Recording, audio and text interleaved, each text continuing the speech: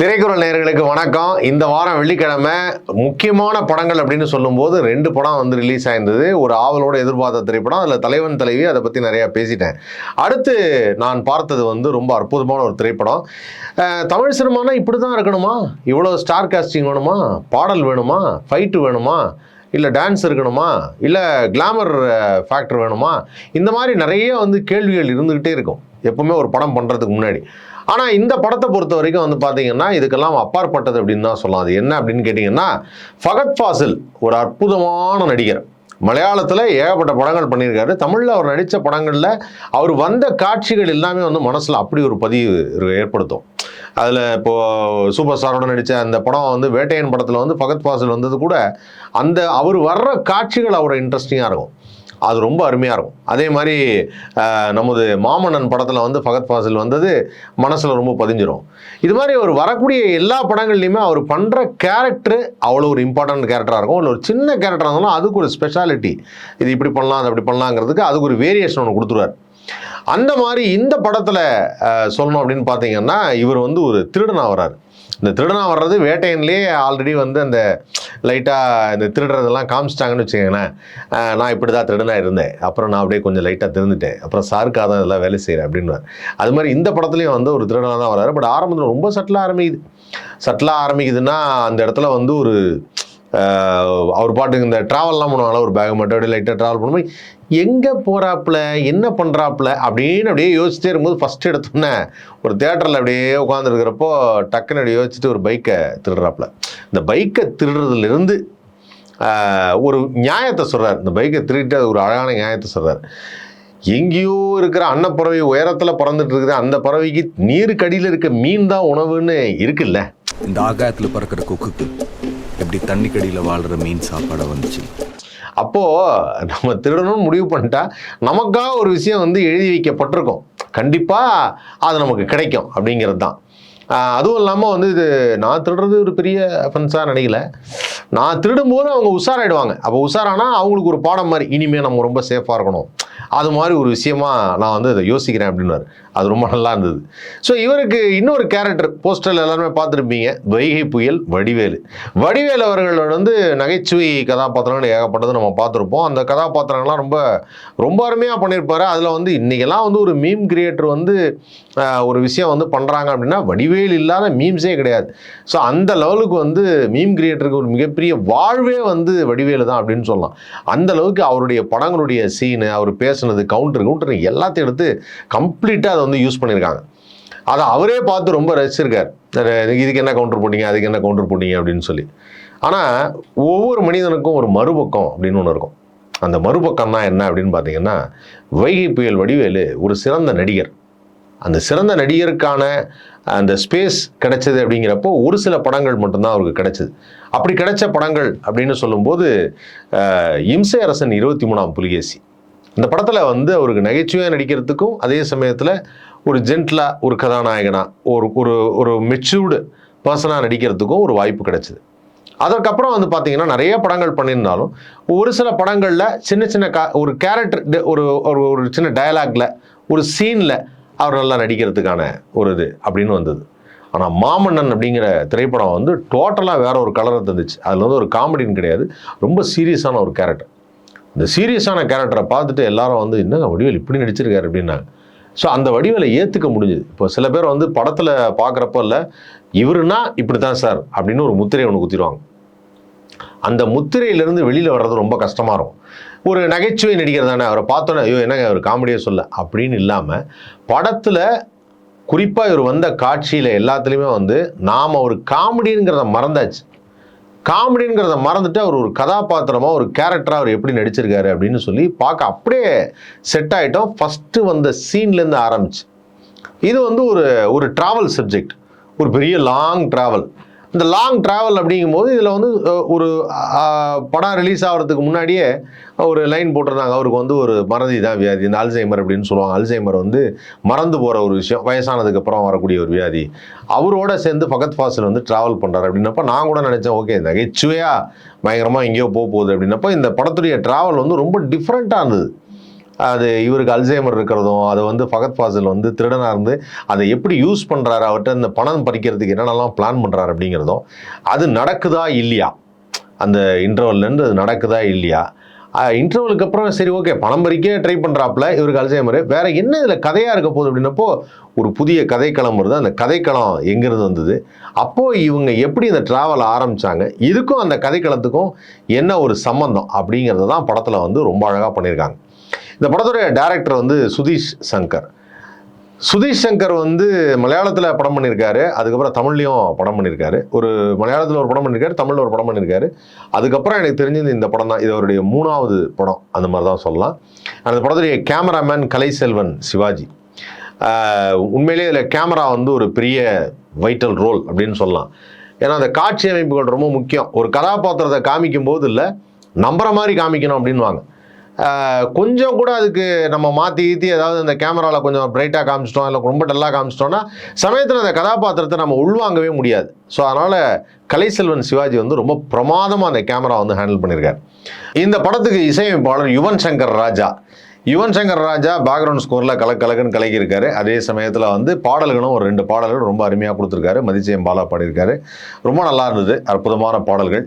And ஒரு இடத்துல வந்து நானே ஒரு இடத்துல என்ன சொல்கிறதுனா திடீர்னு பயந்துட்டேன். படத்தில் வந்து ஒரு சீனில் வந்து பழைய பாடல் ராமராஜன் பாட்டு ஒன்று வந்து, நேற்று ஒருத்தரை பார்த்தோம் அப்படின்னோன்னா ஐயோ ரைட்ஸு அப்படின்னு யோசித்தேன். அப்புறம் தான் தெரிஞ்சுது யுவன் சங்கர் ராஜா தானே மியூசிக்கு, அதெல்லாம் அப்பா கிட்ட பர்மிஷன் வாங்கியிருப்பாப்ல அப்படின்னு. ஏன்னா அது இப்போல்லாம் வந்து ராஜா சார் பாட்டு இல்லாமல் படம் எடுக்கிறது, ஒரு கதையை வந்து நம்ம சுவாரஸ்யமாக சொல்கிறதுங்கிறதே பிரச்சனையாக இருக்கும் போல இருக்கு.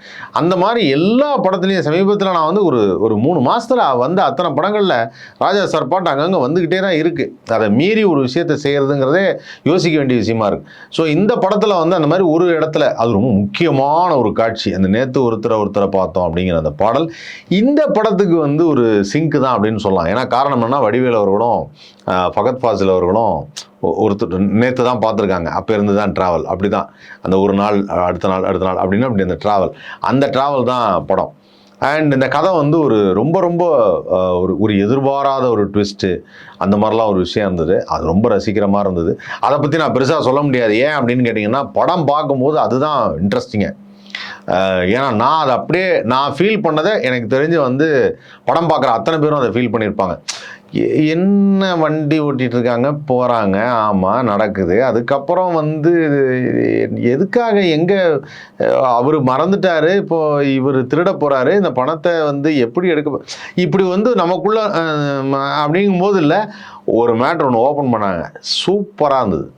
அது வந்து தேட்டரில் நீங்கள் பார்த்தீங்கன்னா கண்டிப்பாக என்ஜாய் பண்ணுவீங்க. இந்த ஃபிலிமை வந்து ஒரு என்ன ஜானரில் சேர்க்குறதுன்னு தெரியல, ஆனால் தமிழ் சினிமாவில் இப்படிப்பட்ட படங்கள் வந்து வரவேற்கத்தக்கதுன்னு சொல்லும்போது என்னென்னா, கதை அம்சங்கள் கொண்ட திரைப்படம். மாரிசன் வந்து ஒரு அற்புதமான கதை அம்சம் கொண்ட திரைப்படம். இந்த படத்தை பார்த்துட்டு கமல் சார் வந்து ப்ரெஸ்ஸுக்கெல்லாம் பார்த்து சந்தித்து எல்லாம் பேசிட்டு இந்த படம் பார்த்தா நல்லா இருக்குன்னு ஃப்ளைட் ஏறிட்டு ஃப்ளைட்டில் உட்காந்து ட்வீட்லாம் போட்டிருக்காரு, மாரிசனின் மனதை பாதித்த ஒரு படம் அப்படின்னு சொல்லி. ஸோ அந்த லெவலுக்கு வந்து இது மனசில் வந்து ஒரு பெரிய தாக்கத்தை ஏற்படுத்துது. ரெண்டாவது என்னென்னா, எனக்கு வடிவேல் சாருடைய நடிப்பு அப்படின்னு சொல்லும்போது, அவர் சட்டலாக பேசும்போதும் சரி, சிரித்து பேசும்போதும் சரி, உண்மையிலே அவரை நினைக்கும் போது எனக்கு ஓப்பனாக சொல்லணும்னா பொறாமையாக இருக்குது அப்படின்னு சொல்லலாம். இந்த பொறாமையாக இருக்குன்னா, எப்படி இப்படி நடிக்கிறீங்க அப்படின்னு சொல்லி நமக்குள்ளே வந்து ஒரு கேள்வி வருதுன்னே வச்சுக்கோங்க.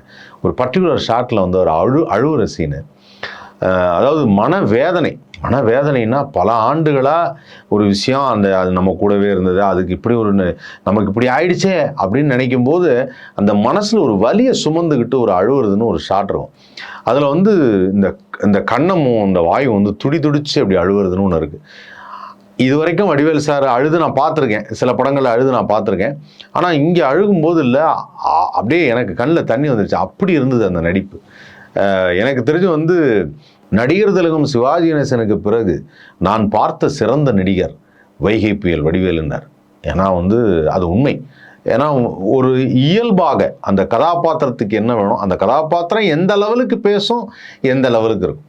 நீங்கள் ஒரு சீன் கூட இல்லை, வடிவேல் சார் வந்து இந்த படத்தில் நடிக்கும்போது இந்த இடத்துல ஏதாவது காமெடி பழைய மாதிரி பண்ணிடுவாரோ அப்படிங்கிற ஒரு எண்ணம் நமக்கு இருக்கும். ஆனால் அவர் அதில் கரெக்டாக இருந்தார். இந்த ஷாட்டுக்கு இவ்வளோ தான் எக்ஸ்பிரஷன், அதுக்கு மேலே கிடையாது. இந்த இடத்துல நான் இதை சொல்ல போகிறேன், இந்த டைலாக் சொல்ல போகிறேன். அண்ட் பியூட்டிஃபுல்லாக வேற ஒரு ஜானர், இது வரைக்கும் வடிவேலு அவர்களை நீங்கள் இப்படி ஒரு ஜானரில் பார்த்துருக்கவே முடியாது. பிரமாதமாக பண்ணியிருக்கார். அண்ட் அவருடைய அந்த கேரக்டருக்கும் அவர் நடிப்புக்குமே மட்டும் மாரிசன் வந்து மறுபடியும் பார்க்கலாம். அப்படி நமக்கு தூண்டுதலான ஒரு படம். And Fahadh Faasil was ultimate. Fahadh Faasil வந்து அதாவது என்னென்னா 2 நடிகர்கள் போட்டு நடிக்கிறதுன்னு வாங்கல்ல, படம் ஃபுல்லாக அந்த 2 நடிகர்கள் தான்.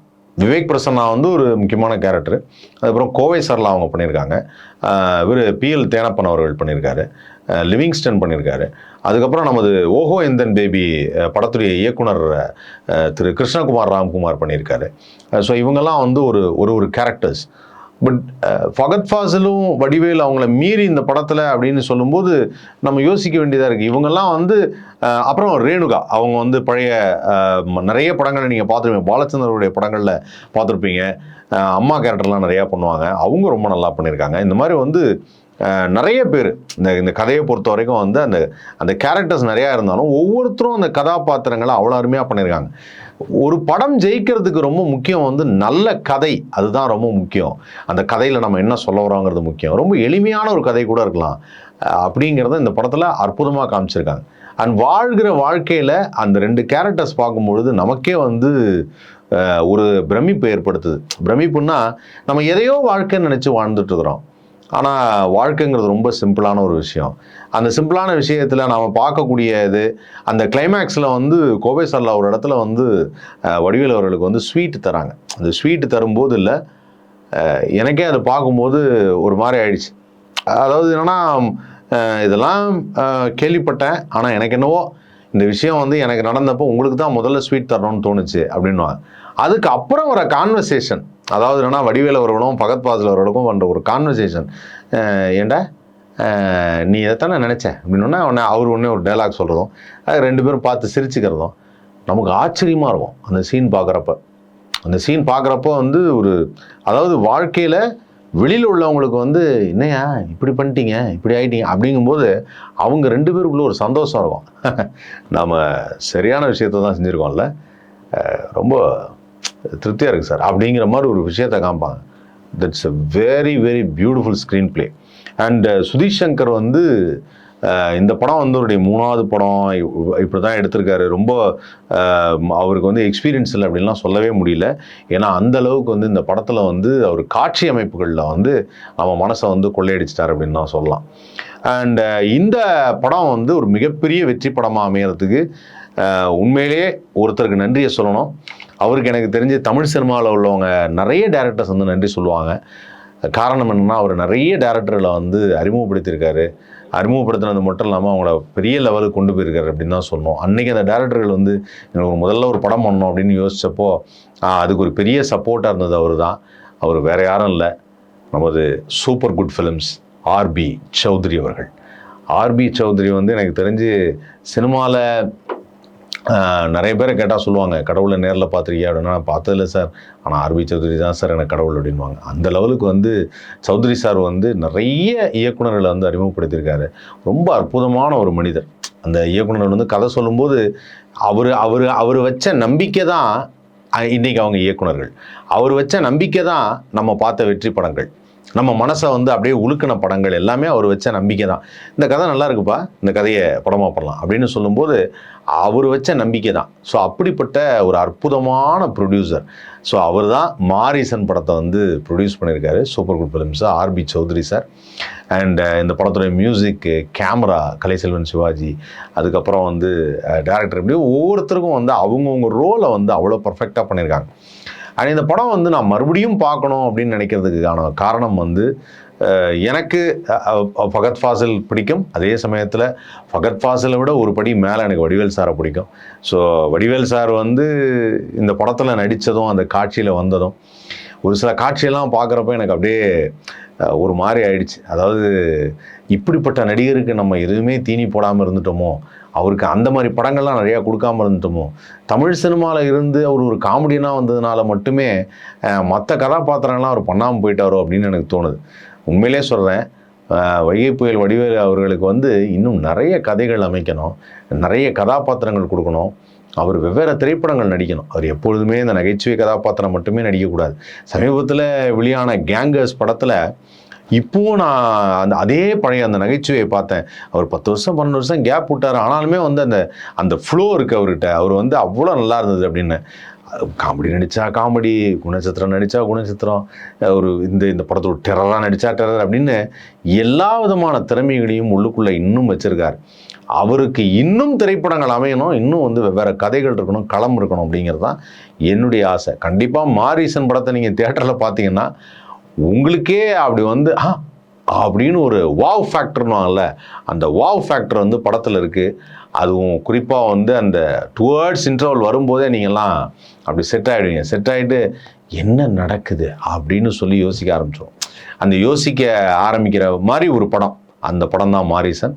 ஸோ கண்டிப்பாக தியேட்டர் போங்க, நீங்கள் பார்த்து டெஃபினட்டாக செம்மையாக என்ஜாய் பண்ணுவீங்க. இப்படிப்பட்ட படங்கள் வந்து தமிழ் சினிமாவில் வரணும். தமிழ் சினிமா இப்படிப்பட்ட திரைப்படங்களை தான் எதிர்பார்க்குது. மக்களும் இப்படிப்பட்ட ட்விஸ்ட் இருக்க படங்களை பார்க்குறப்போ ரொம்ப என்ஜாய் பண்ணுறாங்க. ஸோ டெஃபினட்டாக நல்ல ஆக்டர்ஸ் நம்மக்கிட்ட நிறைய பேர் இருக்கிறாங்க. அவங்களுக்கெல்லாம் ஒரு என்ன சொல்கிறது, பொட்டென்ஷியலாக ஒரு ஃபிலிம் பண்ணணும் அப்படின்னா இந்த மாதிரி கதைகள் வேணும். ஸோ அதனால் மாரீசன் மிகப்பெரிய வெற்றி படம். தொடர்ந்து பாருங்கள் திரைக்குறள். லைக் பண்ணுங்கள், ஷேர் பண்ணுங்கள், சப்ஸ்கிரைப் பண்ணுங்கள்.